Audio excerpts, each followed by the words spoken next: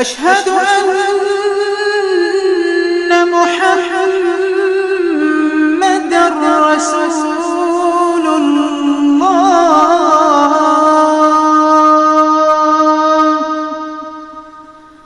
حي على الصلاة.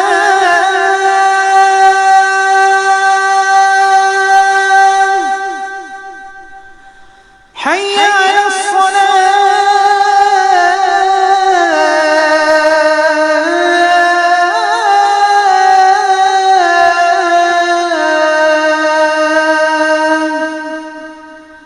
حي على الفلاح.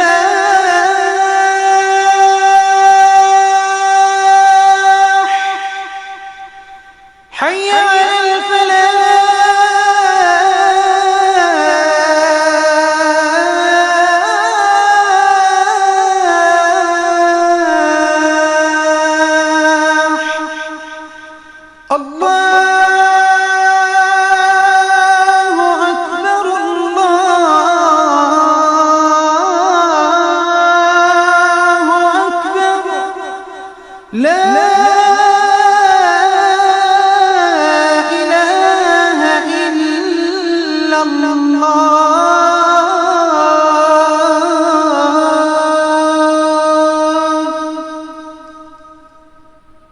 الله أكبر الله أكبر لا إله إلا الله.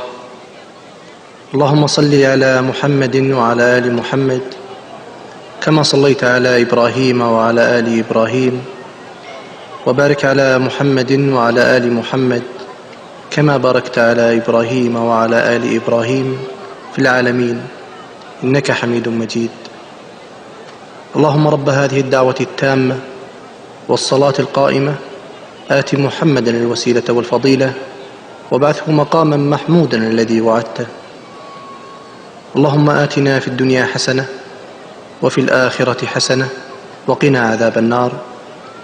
اللهم بك نحيا وبك نموت وإليك المصير. رضينا بالله ربا وبالإسلام دينا وبمحمد صلى الله. This Azan is sponsored by UK Islamic Mission, serving humanity since 1962.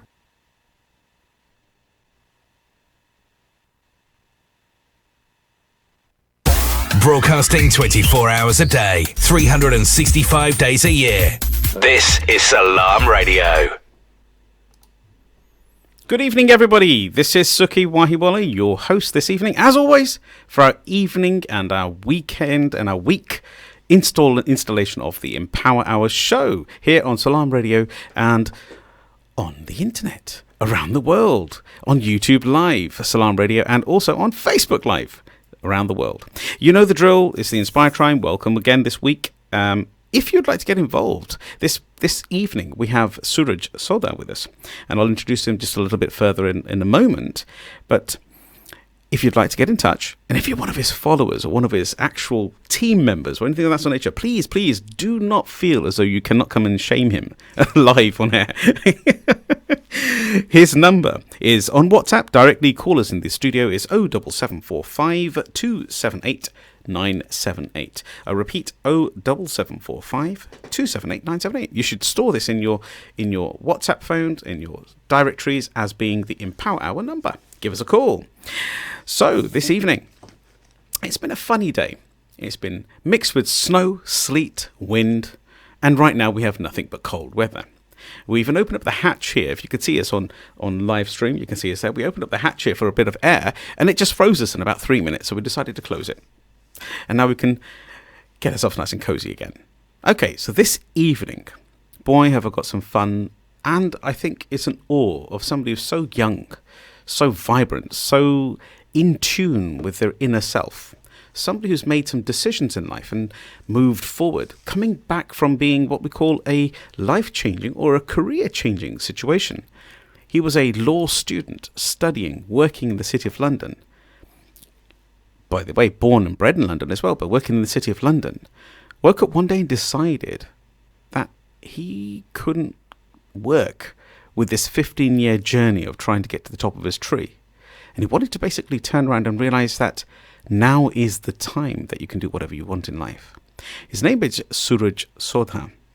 And his vision in life is, in my opinion, we'll get to that at the end with his legacy point, but I think he does a tremendous job in igniting your inner soul, waking you up, making you realize that hard work is the only key.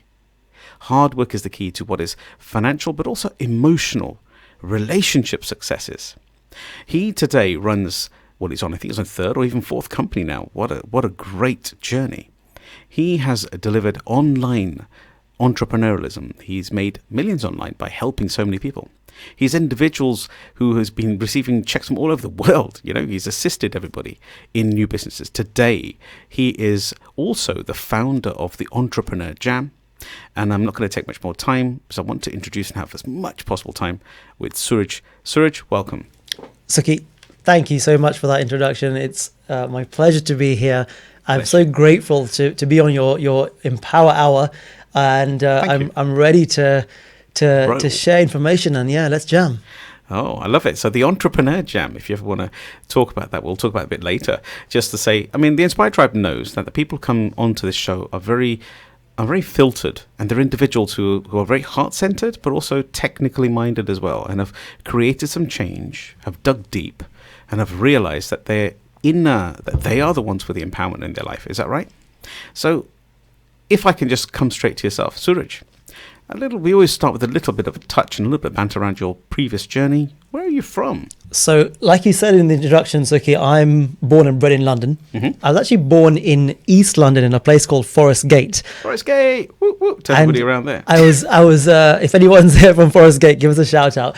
But very near the world famous Green Street. Yeah, I love it. For shopping and for all this amazing culture. Yeah. And I was, or I am, the middle of three children. I have an older sister, a younger brother. Okay. And my family, when my parents came to the UK, they settled in East London. So most of my family actually to this day are still in the east of London, around Forest Gate, that sort of area. Yeah. So I've got some amazing memories and connections and roots in that part of London. Beautiful. I didn't move. My family moved, me and my brother and sister, when I was about 5. Mm-hmm. So early 90s, very late 80s, early 90s, when my brother was born, we moved to northwest London purely for schooling reasons. And that was my parents' ambition for us kids to have a great education. I'm sure lots of listeners will be able to relate to that. My parents came to this country without an education, mm-hmm. or they came to this country having cut their education short for a whole host of reasons, why they couldn't complete the education to the level and to the standard that they wanted to complete. So as most parents in our culture do, live through their children and live vicariously through their children, we were put into the best possible position to get the best possible education. So we moved all the way across London from the east to the northwest. So hang on a second. So your parents, God bless them, and they came here as migrants, I think, through the 70s, is that right? Yeah. Yeah. Your background is from the Africas? That's right, yeah, East Africa. East Africa. And so when you came over here, they had their educational journey disrupted, and obviously then they had to earn quickly. So for you, beautiful three children, their vision was education is the core base of your success or the future financial stability. Absolutely, because they wanted us to build a life for ourselves in this country where we were stable, where we could walk into any job without having any discrimination against us, without being subjected to any sort of racism or discrimination because of the color of our skin. Wow. And my mum always used to say to me, you get a good education and nobody will look at the color of your skin. Wow. What a very positive vibration to be giving. And we're finding this more and more through the journey that we're having with our Empower our guests, that actually, this current phenomenon of keeping positive vibration, positive vocabulary, supporting your child, that our parents were kind of already doing this, and I'm sure all of the mix of the British Isles and around the world. So it's just wonderful to see how advanced in thinking our parents were for their children. Yeah, we just didn't know what it was called back then, or they didn't know what it was called back then. There wasn't a name for it, There was no name for it, exactly. But they've been doing it for decades and decades. So we moved to Northwest London for, purely for schooling reasons. The area was known for its high achieving schools. So we were enrolled in the great local schools and integrated into that community. And that's where I grew up. So I grew up in Northwest London, effectively, So from just five to clarify onwards. something. Yeah, that's right. From about 5 years onwards, Yeah. you went on. But the feeling that I'm getting is the fact that your parents were so determined and so focused, and I can see how that's run through yourself. Where they even said migration, migrating from one part of London from east to north was acceptable, just to make sure in the school. Now, in the north, which specific area was it in? So I was in Northwest London in a place called Kingsbury. So Kingsbury is very much well known for being quite a Jewish holding there as well. Is that Well, right? it was, Sukhi. So when we moved there in the very early 90s, Kingsbury was a predominantly Jewish community, and we moved there, and we were almost the minority in Kingsbury. Wow. In terms of local Asian family. Over the decades, that has changed, and Kingsbury Yes. now is a really vibrant Asian community. Lots of Asian shops and young families growing up there. And very diverse, I assume. Very diverse, absolutely very diverse. When we moved there, it wasn't so diverse, but it was a welcoming community. It was a safe community. It was a place people aspired to live and to grow up. So we enrolled in the local schools, and I made some amazing friends and lived my teenage years in that part of London, and I loved it. So as a local, or as a British-born sort of Hindu child, how did you find the integration within the host society at the time, and also even the Jewish connections that you had? Maybe how did you find? Did you find yourself hanging out more with the Jewish community, and also having a connection with the people, learning more about their culture as well? Absolutely. A lot of my friends at my school, came from the Jewish community, and it was fascinating for me to learn at a young age the similarities between the Jewish culture and our culture at home. Wow. Whether not necessarily just the Hindu culture, but I guess a more overarching Asian culture of Southern family, Asian. family values, work ethic, the morals, things that are people want to achieve in their lives. They were really similar. So the integration part of that move was really simple, not just for me and my brother and my sister, but for my parents as well, because our neighbors, all the kids gelled really well. We used to go out and play on our bikes and what have you. But the parents also gelled, because coming from different cultures, but they had all this commonality in the way things were done in both of our cultures. How they grew up. Right. Yes, that's right. Yes. The specific things like how we treat our elders and how we go to our elders for advice and for little basic things, sometimes like childcare.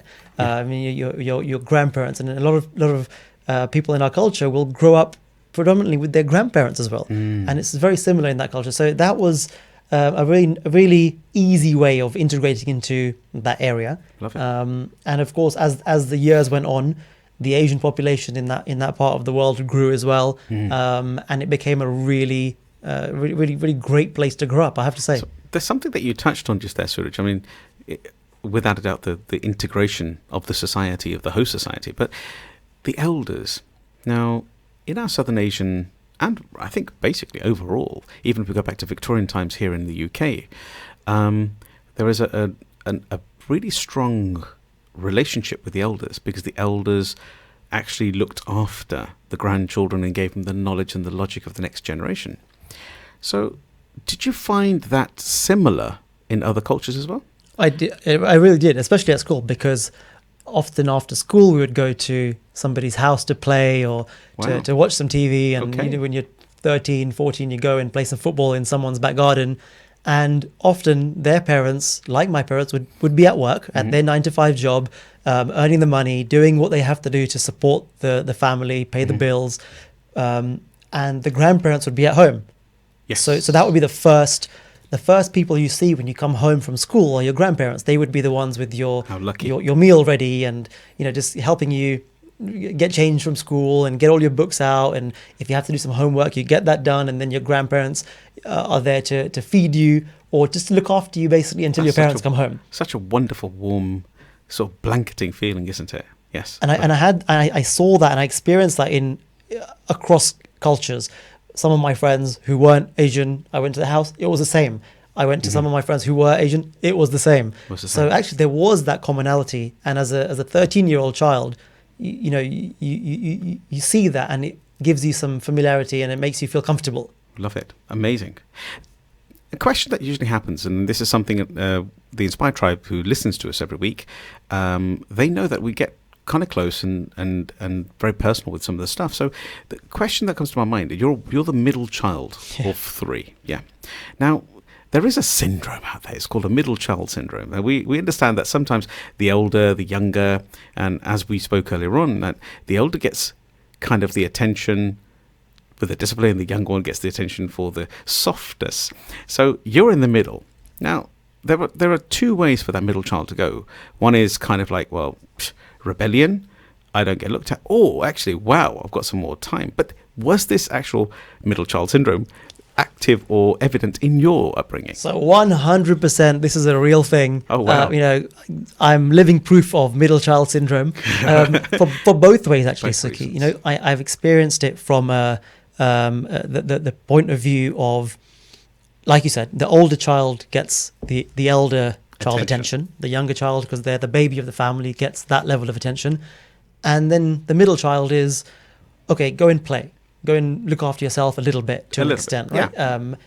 The more and more so as you grow up. Yeah. So I remember, my days on the weekends and evenings after school were very much trying to figure out my own stuff. Oh, right. I used to find things around the house and get my screwdriver and open up and see how it works.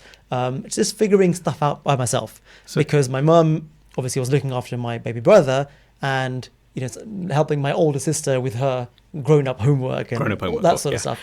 Or she was in helping mum to a certain extent, and you were kind of like, well, exactly. He's content. I'll leave him to his own space. And that was a typical evening. My sister would be helping my mum in the kitchen. I know that's really stereotypical, but that's how it was, how we grew up. What a great skill to learn. Absolutely. Add to the itinerary, as the boys do in my house as well. Right, exactly. And my baby brother was a baby, so being watched by my mum in his little bouncer in the kitchen, and I was in the living room figuring out my life. And that's quite a weight to be had at age 8, 9 years old, exactly. etc. But and that's how I grew up. I sort of figured it out by myself. I'd say, oh, what does this do? How do I change the channel on this? Oh, the remote control's dead. What do I do with this? Like, oh, right, there's a little thing on the back. Smash it open, break it. Just about to say that to yourself. So, Suraj, did you find yourself being the Mr. Break it and then fix it regularly? Yeah, absolutely. And do you know what, Sukhi? That philosophy has stuck with me throughout my life. And we'll go into it later, but that whole break something or figure out how it works. Denominalizing something. And then either make it better or figure out how to put it back together. Wow. So that was my middle child syndrome. So guys, if you're listening tonight and you're young or you've got young children, please allow them to open things apart, pull things apart and put it back together. Here's living evidence again. And I think I had that same sort of thing. I was actually the youngest of my 8 siblings. So, wow. 7 siblings of myself. And so I got away with a lot, with the breaking things apart and not claiming it was me kind of thing. I had no one to blame, Sukhi. Oh. I couldn't blame my baby brother because he was too much younger than me. No chance. My sister was always there with my mum, so I always got the blame. Yeah, basically. And I think, like you said, it goes one of two ways. There were times as a middle child, you're just not as understanding of it at the time, where you end up doing something for a cry for attention. Yes. And that's totally natural. Yes, absolutely. You have those moments where you actually really appreciate, and more so as an adult now, I actually appreciate being the middle child because it gives me a certain degree of independence. It gives me a certain degree of kind of, I know I can go back to my family whenever I need them or need some support, but I also have enough distance, a healthy distance, to be independent and live independent and learn how to live life by myself as well. What a tremendous message. So it's basically what you've just shared there is the value of taking the best of your life whichever journey it is. I think it's very admirable. Thank you very much for sharing that lovely story. So just to move it into a slightly different direction, if I may. So you're London-based, but I also know that you studied law. And somehow with the law came your first, I would suggest, a successful action towards entrepreneurialism. And I know you've got a very strong feeling of entrepreneurialism where it's kind of overused a little bit, and even a person who's what we classify as a thoughtpreneur, they classify themselves as an entrepreneur, or I would say in making. So in essence of business, there you were. If I remember, you studied at De Montfort, right? I did. An era of 2000. So I went to university in 2003 Mhm. and I graduated in 2006. Right. And yeah, you're absolutely right. That's where I got my first independent taste of what today we can call entrepreneurship. Would you mind talking a little bit more about this? I'd love to. To give you context, I've grown up, I've been very fortunate to grow up in a family of uncles who all own businesses. And Wow. they were Great. always my my inspiration when I was younger, hearing them just talk about their businesses, Yes. almost by osmosis, just being little Suraj in Around the them. corner, playing on his Game Boy or whatever, Yeah. hearing the conversations and them talking about sales and marketing and the problems they were having in business and how they solved those problems. Cash flow. Their cash flow and how did they do this? They had to buy this yard for whatever and this amount of stock for whatever, and nothing made sense to me, but it was all soaking in. Absorption. I was absorbing it all as a child. So I had that level of exposure, which I'm so grateful for. And as a teenager, I used to go with my uncle to his shop, do the cash and carry run in the morning. Wow, what a gracious And experience. With my first job with him in the summer holidays from school, he used to take me to the cash and carry. We used to buy all the stock, go to the shop in central London, and then sell the stock. Mhm. And that was my very first business lesson in the sense of, and to be honest with you, Sukhi, I remember asking him in our van on the way home one day, I said, that stock we bought this morning Mhm. for, just to make life easy, we bought a box of chocolates or something, and I think it was £10. And each chocolate bar in there would have been 80p, just for example's Yeah, sake, in the box. in the box. But in the shop, we were selling it for £1. And that baffled me. Whoa, you're charging more. Exactly. And I said to him, do the customers know? Do the customers know that we're buying it for 80p from the cash and carry Wow. and selling it for £1? And he said, yes, sir, that 20p is our profit. And that's business. Wow. And that's how I learned on a very, very basic level as a 14, 15-year-old child, beautifully deep, though. the concept of business. It was on the drive back and forth to the cash and carry.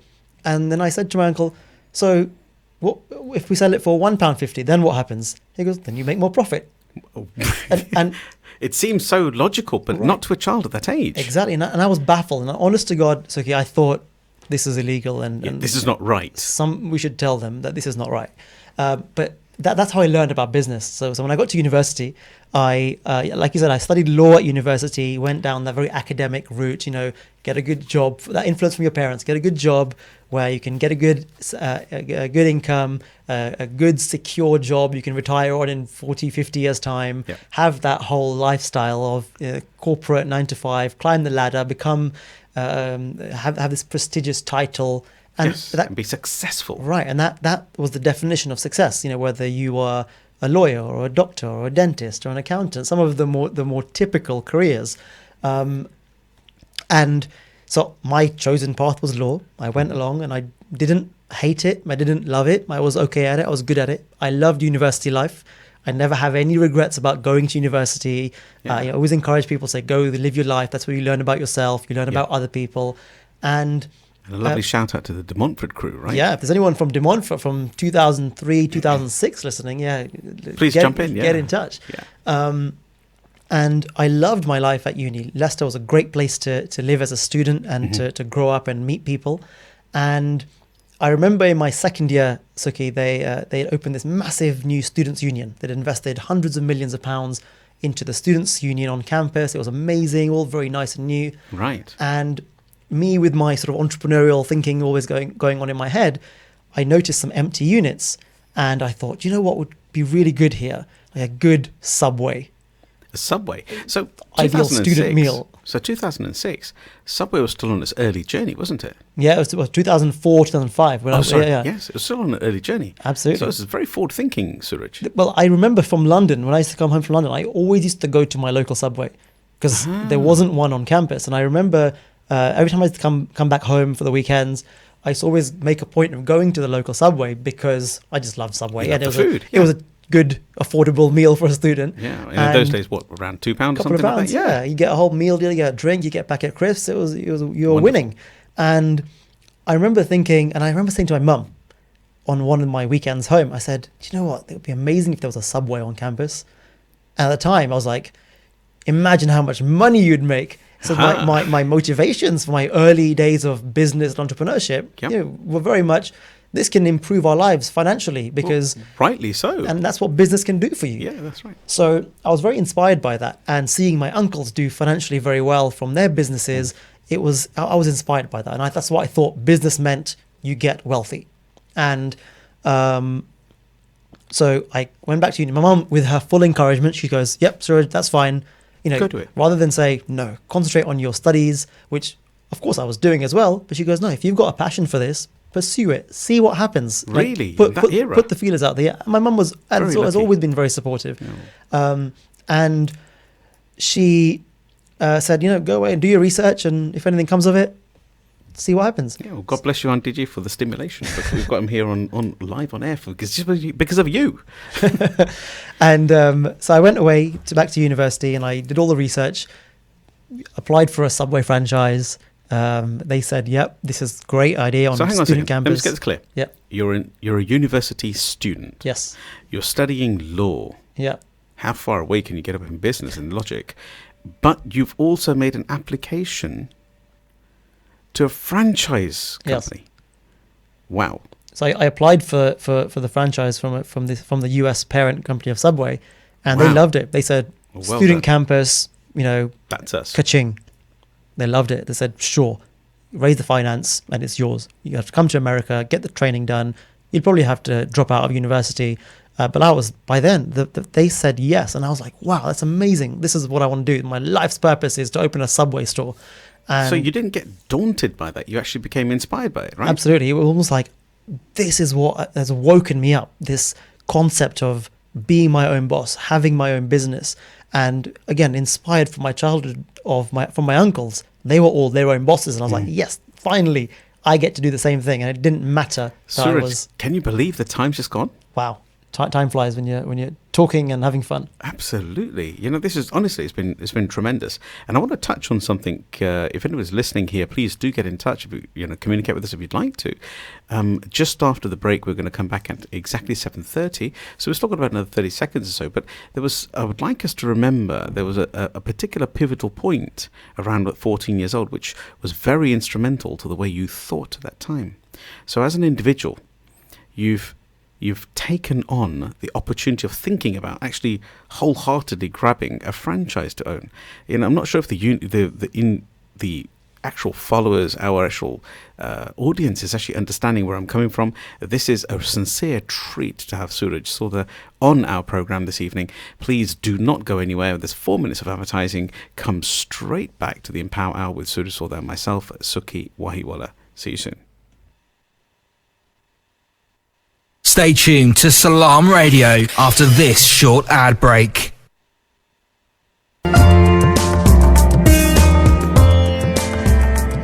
Where can you get high quality and low prices?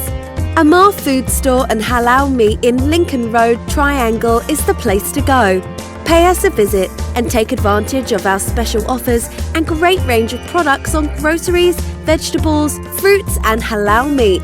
Also send money to Pakistan absolutely free. We have all top brands at special offers, offer free customer parking and provide a free local delivery service. Amar Food Store and Halal Meat, 613B Lincoln Road, Peterborough. Call us on 01733 687 374. High in quality, low in prices. Al Murad Tiles. With over 70 stores nationwide, we are now open in Peterborough. Up to 50% discount offers now on. Largest selection of tiles. full bathroom suites from only £189. Paint, LED lighting, laminate flooring from only £7.99. Over 1,000 designs of wallpaper in stock. We have everything you need. Come and visit us at 193 Fengate, Peterborough, PE1 5BH, or call us on 01733 34 58 47. Almarad Tiles, now open.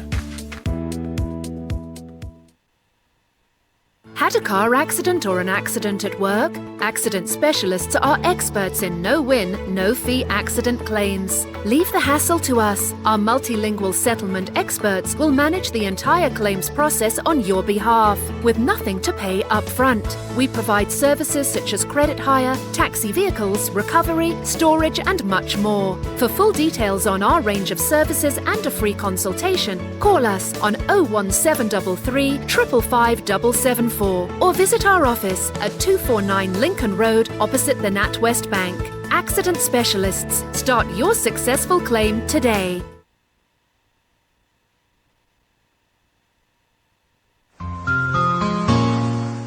अगर mood हो मुस्तनद और मायारी देसी खाने का तो आजमाएं Lincoln road पर देसी restaurant. दिन का आगाज देसी नाश्ते के साथ हलवा पूरी, चने, निहारी, पाए, पराठा और आमलेट। हर रोज सुबह 7 बजे से दिन 1 बजे तक। एक मजेदार और स्वादिष्ट लंच के लिए kebab, sandwich, tandoori dishes, balti dishes, biryani और बहुत कुछ। दिन 1 बजे से शाम 5 बजे तक। हमारी खास डिशेस देसी तवा या हमारी ताज़ा हांडी, 1 kg बेबी चिकन, लैम का गोश्त हड्डी के साथ। ऑर्डर पर तैयार कराएं। ईट इनसाइड, टेक वे के लिए फ्री डिलीवरी। पूरा मेन्यू देखने के लिए और ऑनलाइन ऑर्डर करने के लिए हमारी वेबसाइट पे जाएं desirestaurant.co.uk। 60 नशिस्तों की गुंजाइश के साथ और एक private function room. Catering service भी दस्तयाब। डोंट फॉरगेट देसी restaurant, 298 Lincoln road, पीटरब्रो, PE1 2ND। Contact number 555795।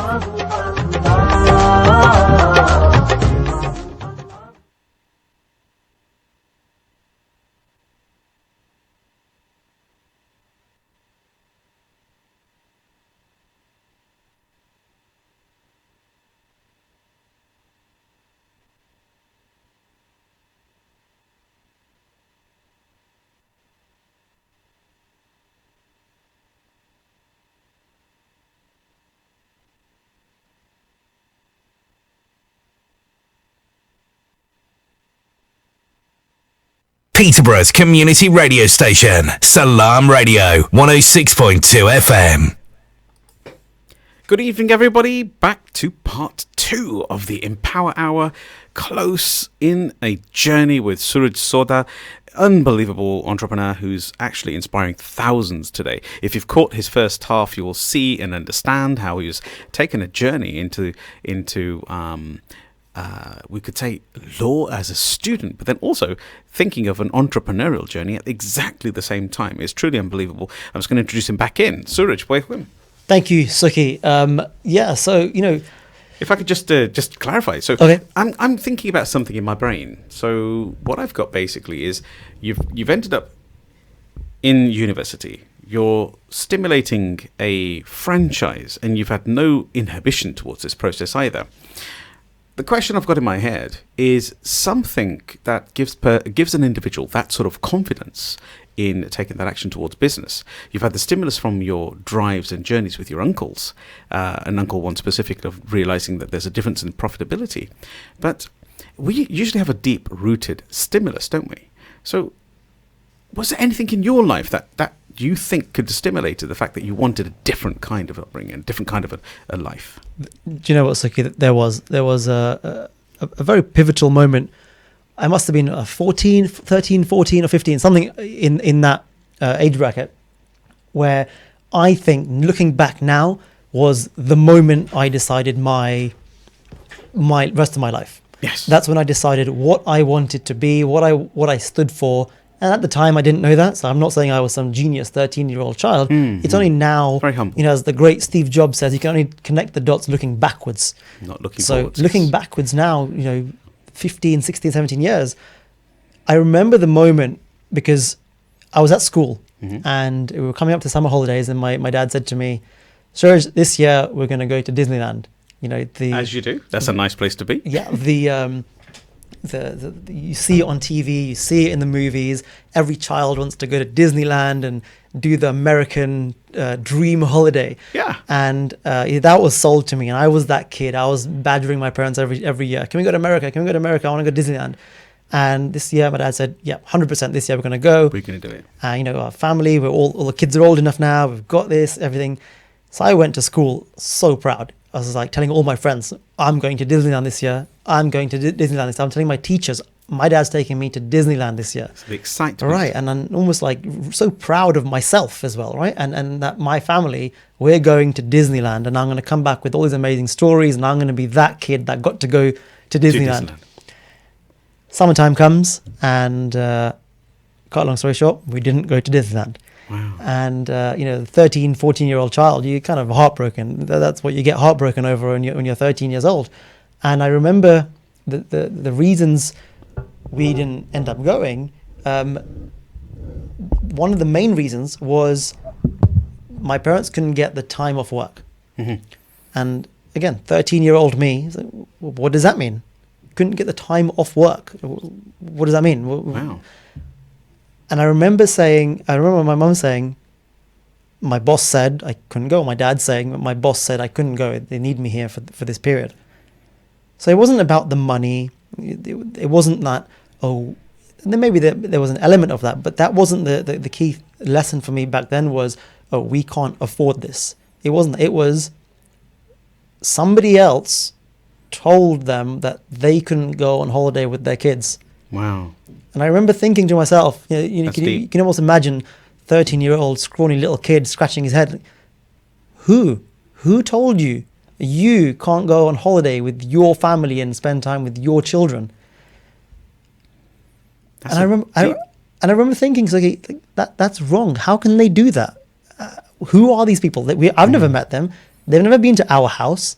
How can they how dare they say, you can't. Yeah. Sukhi, are not allowed to take your children to Disneyland this year. Right. Even though you can afford it, even though you promised them, it doesn't matter. What I say goes because I'm your boss. Wow. And this person who you seem to be complaining about most times at dinner time anyway, my boss this, my boss that, my co-worker this, these people tell you when you can and can't spend time with your family.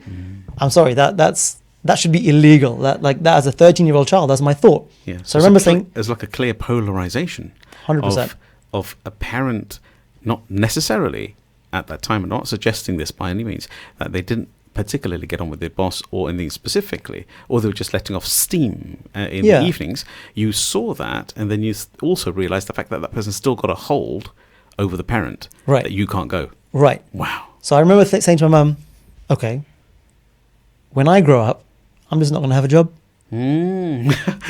As you do. As you do. A 13-year-old, that's the solution. Well, I don't want somebody to tell when I grow up, when I have my own children, I don't want somebody who I probably maybe don't like myself to tell me, Suraj, now you can go spend time with your family. Your child's sick, now you can go and spend time with your child. Absolutely never in a million years would I accept that. And I remember thinking that as a child, that I figured it out. I figured out the solution to this problem. I have life cracked. Right. Why has no one thought about this? Just don't have a job. Because then there's no one to tell you when and how you can spend time with your own family. So just to clarify for our audience, which we do have influencing of a very young audience, this is not about not getting a job. This is not about sitting at home doing nothing, because I'm going to be talking about that in a moment. This is about an inner awakening that says that doesn't feel fundamentally correct with me, and it does feel correct for other people, and that is absolutely fine. They may absolutely get tremendously with their bosses, and they love their jobs. So this isn't about anti-working. This is all about what works for you within yourself and your own inhibitions. So please carry on. Yeah, absolutely. It's about doing something differently and making the choice to do something differently. You know, one thing that gets to me, and I speak to so many people these days, Sukhi, and it breaks my heart when I hear about people who go to work, spend all their time at work, and then they miss out on their children's school play or their upbringing or the holidays. And it's almost like I see what happened to me, 13, 15 years ago, whatever it was. And I see people still falling into that trap for the sake of their boss, to impress their boss, or to impress their job, or to earn more money, or to get a promotion. And I'd like to think anyway that I realized what was important to me early on. And it wasn't the money. It wasn't having a great prestigious title, on my business card, or a big office. It was about making the choices so that I can make. So it was about doing things to allow me to make the choices I wanted to make, who I want to spend time with, that serve me, that serve the people around me. And that's really what entrepreneurship is for me. It's about lifestyle. It's about choices, and being in control of what destiny, you do and your own destiny. Absolutely. Such a beautiful, clear message. Be lucky enough to think inwards, to actually look within yourself, to get consciousness, awareness of your now, and think about, does this actually settle with me? Does it sit with me? But this does not mean, as Suraj was saying very clearly, this does not mean sit at home and do nothing because it doesn't suit you. It's actually have that hunger to find what does suit you. So in your first entrepreneurial journey, it's a beautiful message, by the way. In your first entrepreneurial journey there, did you continue with that? I mean, how did you evolve? Because I know today, and I know time's going to disappear just like that because we have fun, right? In the Empower Hour, we focus on this show about the adversities which we've just seen, but also in your achievements of what you're trying to do. And then at the end, we always end with your legacy moment. So in this current situation right now, I am in a privileged position to know you through Amgola, who introduced us both as well. So a quick shout out and thank you there. But I also know that you yourself have taken this seriously and decided to be your own boss. Yeah. So your first company, what was it and what did you do? So, look, in regards to being your own boss and entrepreneurship, I believe wholeheartedly that most of us who quit our jobs to start a business do so to work less, earn more, and love and live the lifestyle that we want to live with our families, our friends, and so on. Unfortunately, most people don't end up doing that. They end up working more, earning less, and not spending enough time with their families. And that's really the key principle and the key foundation to any business that I get involved in, my very first business, through to what I'm doing today. It revolves around those three elements. So my first company was actually, I bought a franchise. So, to cut a long story short, I was working in corporate law in London for 2 years, training to become a solicitor. Didn't quite work out. I didn't love doing that work. And I had all those connotations about doing it for somebody else. So I thought I came to a point in my life where I had an opportunity to get into business. I resigned from my job in law, took that leap of faith, and I started a business. That first business was an internet business. I bought a franchise.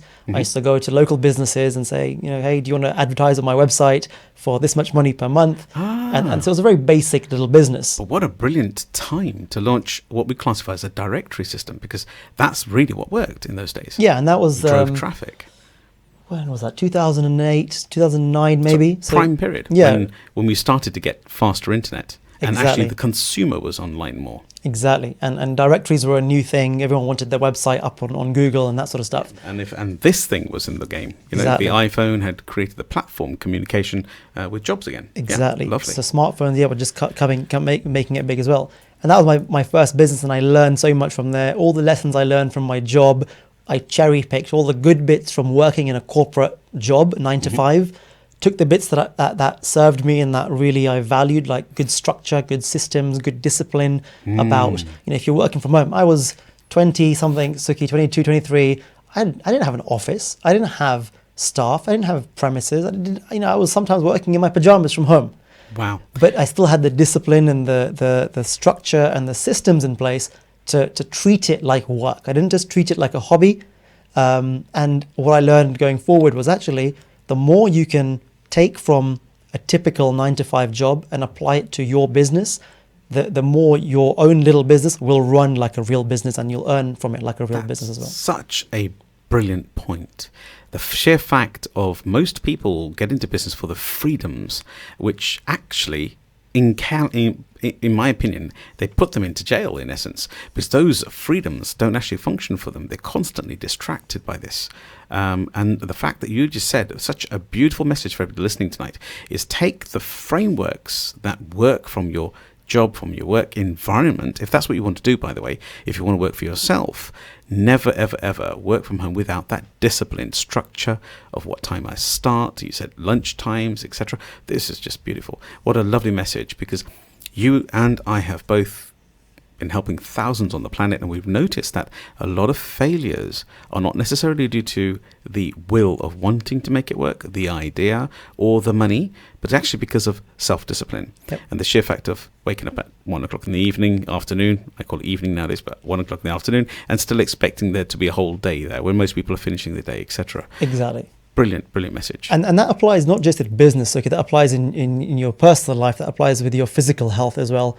It applies with your mindset about things. It's about discipline. And the people that you and I have both worked with who have made millions and millions of pounds in their businesses, helped their communities, helped other people around the world, they all have that in common. There's a structure in place, there's systems in place, there's a certain degree of discipline. A lot of them will wear the same thing every day, eat the same thing every day, do the same routine every single day. And to somebody else that might seem really boring and a little bit like its own version of a hamster wheel or a rat race. But you're in control of that environment, right. And that's the difference. I think you're touching on something that, for example, I have parameters that serve me, which assisted me to build those companies and drives as well. So it's about the parameters that serve you, having breakfast at the right time, similar things, and whatever it's just because they're things that suit you. This is beautifully said. Thank you very much. But I'm going to just touch on something because I've got something in my brain. You've got an internet business with a directory business, but we didn't complete the conversation on the Subway. So what happened there? Because you were in a franchise, right? So Subway said, yep, you can have the franchise. The university said, great idea. The students will love it. Run by a student, as long as it doesn't affect your degree, it's fine. And I was, to be honest, more excited about that at the time. One thing I didn't have was any experience or any money in the bank. So I went along, scrawny little student me in Leicester, went to my local bank and said, hi, can I have loads of money, please, to start this business? And As you do.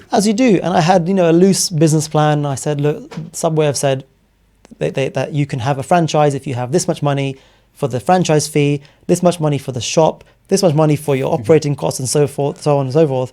And you need a premises of this size. I had ticked all the boxes. But the bank, cut a long story short, looked at me and said, go back to your halls and go back to your studies. Yeah. So that was my first business failure, was the bank saying, no, you can't have all of this money. Who are you? You've not come with any security. You've not got any experience in running a business. Get real. So the personal guarantee type of thing. The security sign, you just mentioned security for the audience in case they don't know what that means. It's like a guarantee by somebody else over a loan, right? Yeah. But did you use that famous line that I'm going to open my business and 1 year I'm going to be a millionaire? Sukhi, I think it's still my line today. I'll have a 5 on that one. And I remember saying to my friends, I'm going to open the Subway, and in true Del Boy fashion, this time next year, we'll be millionaires. And within a few weeks, that dream was completely shattered. Yeah, I think what you've mentioned earlier on when we had a pre-conversation, that you do believe in the fate, and it's always the right time when something happens, right? Yep, 100%. So you really have this tremendous ability to see the positive in things. So I'm in awe of this. So this is a wonderful message to be sharing to our audience. Thanks again. And I treat it like a lesson learned, and I was naive at the time, but showed me what the missing gaps were in my skill set going forward.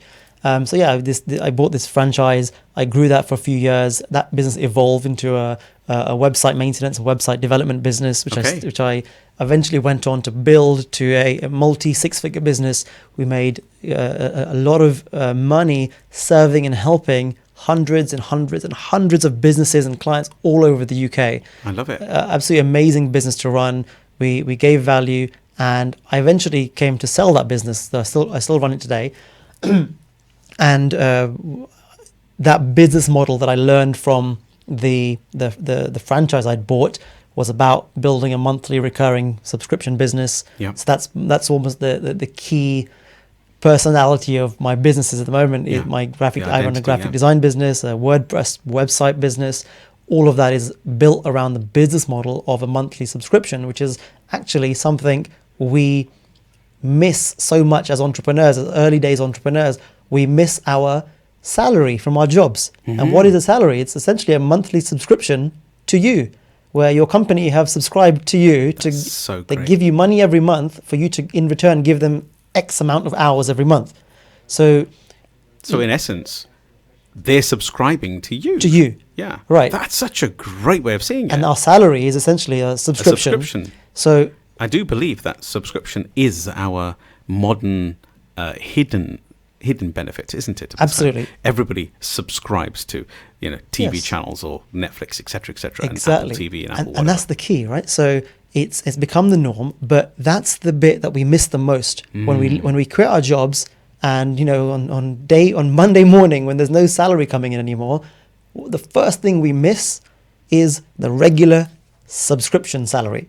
Got it. So from a business point of view, the sooner I feel, and I would advise people to build a subscription part of their income into their business, and then that's going to be your base level foundation. And for some businesses, like you just mentioned, like the Netflix of the world, and even gyms are the masters of subscription businesses. You end up with that being your main income. So I converted a web business, which was not typically a subscription business, into a subscription business. I'm now doing the same thing with a graphic design business. Again, you don't typically buy graphic design services for business as a subscription, but that's the foundation of everything that I believe in and how a business should be run. So in essence, you could, if I was a business out there and I wanted, because in this case, if you don't have a graphic design team in your business, you're missing out on tremendous social media, tremendous web traffic, etc. Artwork, branding, etc., etc.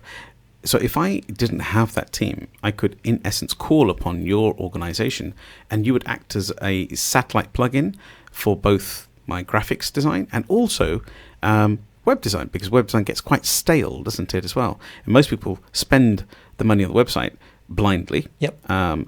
Because there is no official science of it. And then what happens is that it sits there, and it's like I've opened the shop while the customer's walking in, and then it gets stale every 2 years or so. Yeah. So this is such a wonderful inspiration to hear. You're literally giving a whole of your team as a plug-in to a company. Literally, that's the exact concept of it, because the types of clients we have inspiring either don't need or can't have their own in-house designer or web person. There's just no need for it, but they still need the help. They need the service, and they don't know how to do it themselves. And a good entrepreneur, good smart business owner will know not to do it themselves and to focus on what they're good at and essentially outsource the rest of it. So we do that with the design and the development work for their business. And they just use our team as if we were their own team. In-house. Yes. There's something you share, and I know, could you believe, Suraj, we have 6 minutes left only again. Wow. But I'm going to be moving quickly into your current business, if you don't mind, because this is the inspiration I want to look at.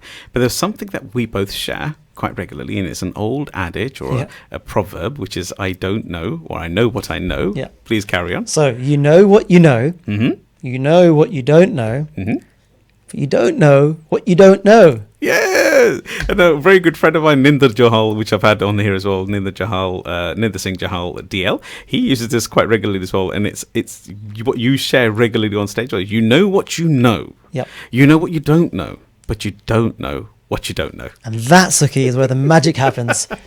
Well, it's so brilliant.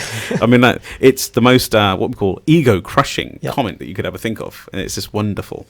So, sorry to divert you on the conversation, but I really want to cover what you're currently up to. So, subscriptions are the way forward in your mind, but let's put business aside. If somebody wants to get a hold of you, how would they get hold of you? I would absolutely love to connect to anyone listening to this or watching on the Facebook Live. The best place that you can connect with me is on social media. On social media, on Facebook. So what specific? You need a handle? It's just my full name, Suraj Sodha. So on Instagram, it's at SURAJ. Yep. And then my surname, which is SODHA. Exactly. And it's across all social platforms. You can find me there. If you want to check out my website, which is currently being it's in pre-launch phase. So if anyone wants updates on my content, on business tips, entrepreneurship tips, lifestyle, mindset, that sort of stuff, go to www.surajsodha.com. Put your email address in there, and I'll let you know when that's updated. Wonderful. So today, okay, so I know with this is how I live my life as well. With great, or let's say, physical success, financial success, there comes what we need is an emptiness which has to be filled, which is an emotional success. So that can only be serviced by love, by sharing love, but the sharing element of it. Is that what we call seva, what we call tithing, what we call is known as an element of charity for other people. But you have created a bonded version of both of them, and this is called the Entrepreneur Jam. Is that right? Yes. So please talk a little bit about this, because we've got a couple of minutes to share. So the Entrepreneur Jam is a community of like-minded, hungry, passionate entrepreneurs where we get together every month in London, and we're launching a podcast on it soon as well, where I believe and I feel that as entrepreneurs we have a duty, and we are duty bound to pay forward the things that have taught us and given us the success that we've achieved. We've been on this loop of, take in our journeys, in our careers, learn from everyone, take their content, learn from this person. And sometimes they're your paid mentors, sometimes you read their book. It's our job then, once we learn and benefit from that, to give it to somebody else. Wow. You said earlier on that duty, what an amazing calling. Every single successful individual, irrelevant of what we call financial, not financial, you need to be listening to what Suraj is saying there. It's a duty to share that and pay it forward. Please continue. And that's what the event is about. I'm so fortunate and grateful to have invited some amazing, accomplished guests to come and help them pay forward what they've learned and what has given them success. People have come to the events, been inspired, taken the lessons, earned their own money from it, built their own businesses off the back of it, met their business partners. And ultimately, Sukhi, it's a great community of people who are all striving to achieve a level of success together. And if we come and do it together, we all raise each other, because there's no such thing as self-made. We need to make each other. I truly agree and subscribe to that last comment. So just as a second, the evening itself is London-based. Yep. And what goes on? It's a very casual, it's like a chat show environment. I interview the guest, we have a conversation just like we're having now, but there's a live audience in front of us and they can ask questions. And the concept behind it is, well, I want to talk to this expert and learn from them myself, but I bet you there's 50, 60 or 70 or even 100 other people who want to listen on that conversation. Wow. Yes. So come and be a fly on the wall and essentially watch me learn from the experts. And that's the concept of the event. Tremendous. I accept your invitation. I'd love to have you there, Sukhi. Sorry about that, team. I couldn't resist. I had to say it. I'm not sure whether you've understood, but this has been a tremendous journey of give back to society after being there. But before the time comes up and before we finish on last minute, Suraj, I want to push you a little bit.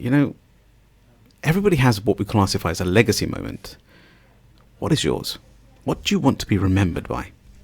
It's a great question, Sukhi. I think I feel really comfortable, or I would feel really comfortable if when my time comes and when my day comes, people remember me as the guy that ignited their passion and ignited their thinking that they could do something for themselves and be in control of their own destiny, whether it's their work, their relationships, their business, their job, whatever it is, their personal health, their mindset, anything at all. So that's really where I want to leave that message. Truly wonderful. It's been more than a pleasure, Suraj, to have you on air with us ourselves on the Empower Hour with Salam Radio. This is an amazing, truly amazing journey. So I'd like to thank you on behalf of our audience, and I'll see you all next week at the same time, same place. Good night. Stay tuned to Salam Radio after this short ad break.